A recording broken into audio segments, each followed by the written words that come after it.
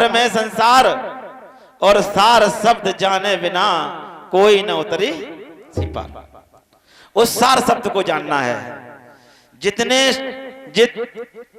तंत्र मंत्र हैं ये सब झूठ हैं। पाड़री वासी ने भी लिखा है, बामन अक्षर लेखनी मन ही को विस्तार, अक्षर एक अलेख है सतगुरु गुरुमुख पार।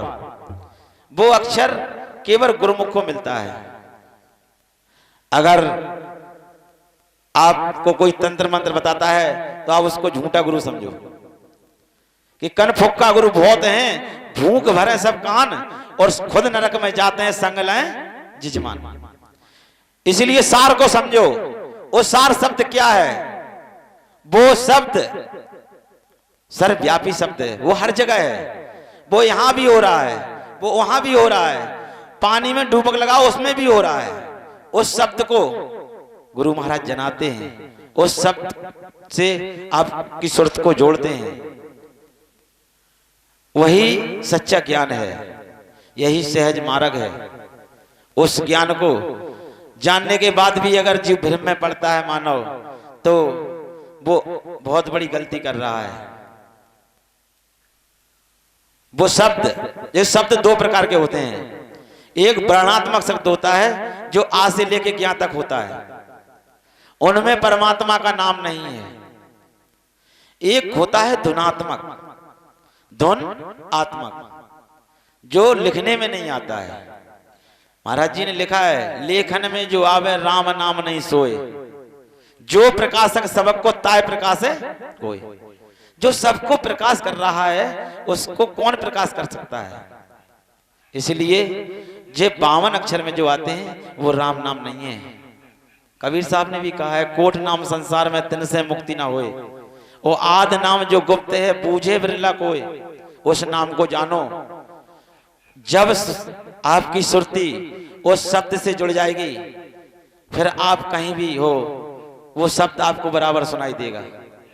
उस शब्द को जानो। परमात्मा को शब्द स्वरूप भी कहा गया है।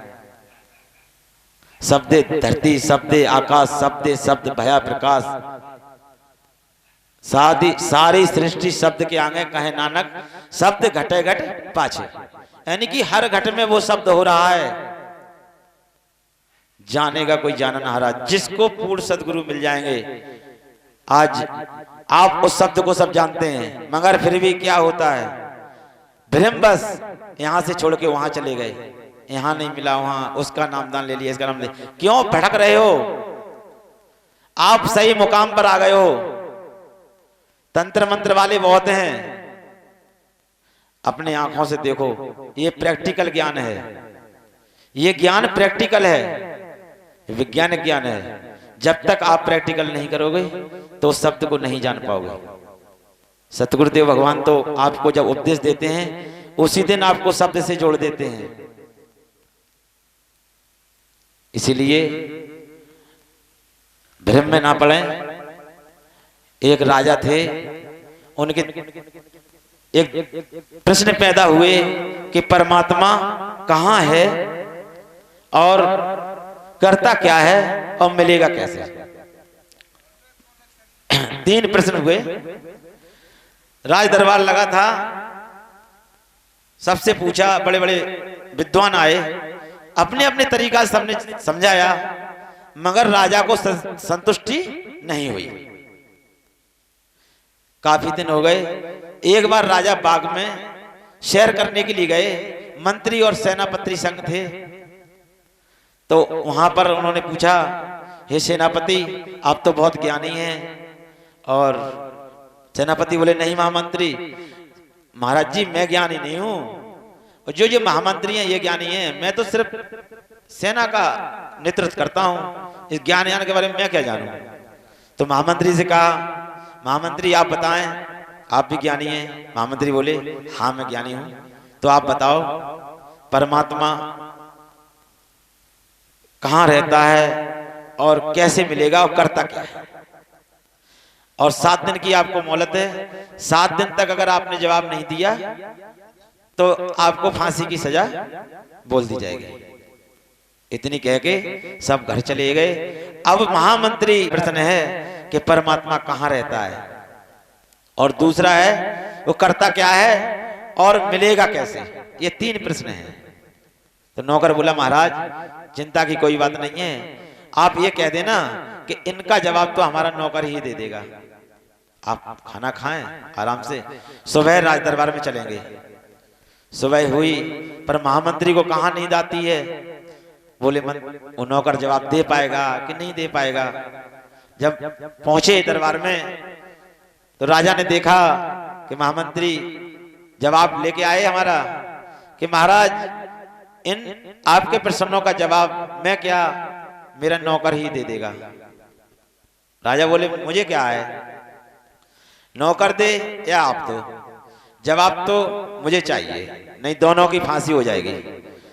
तो नौकर ने कहा महाराज मैं जवाब देने के लिए तैयार हूं, मगर मेरी एक रिक्वेस्ट है कि मैं बहुत दूर से चल के आया हूं, भूखा प्यासा हूं, अगर थोड़ा दूध मिल जाए आपके यहाँ तो आपकी बड़ी महान कृपा होगी। तो राजा का ऑर्डर, तुरंत दूध आया गिलास भर के। उसने दूध हाथ में पकड़ा और उंगली डाल के वो घुमाने लगा। काफी देर हो गई। राजा बोले प्रश्न का जवाब दे रहा है कि दूध में उंगली घुमा रहा है। कि महाराज आपके प्रश्न का उत्तर ढूंढ रहा हूं। वो कैसे? कि महाराज इसमें मैं घी ढूंढ रहा हूं। दूध में घी होता है? कि हाँ दूध में घी होता है। तो मैं घी को ढूंढ रहा हूं। राजा बोले घी ऐसे नहीं मिलेगा, उसको पहले जमाना पड़ेगा, फिर इसका दही बनेगा, मथना पड़ेगा, तब मक्खन बनेगा, फिर तपाया जाएगा, तब महियर अलग हो जाएगा और घी अलग हो जाएगा, तब मिलेगा। तो महाराज आपके प्रश्न का उत्तर यही है जो आपने खुद दे दिया है। और ये जैसे दूध में घी है ऐसे ही परमात्मा सर्वव्यापी है। दूध घी में रम रहा व्यापक सबई ठोर, दादू बकता बहुत हैं मथ काढ़े कोई और। बकता बहुत हैं मगर जो मथ के काढ़ लेता है उसको घी मिल जाता है। कि अच्छा, संतुष्टि आ गई राजा को।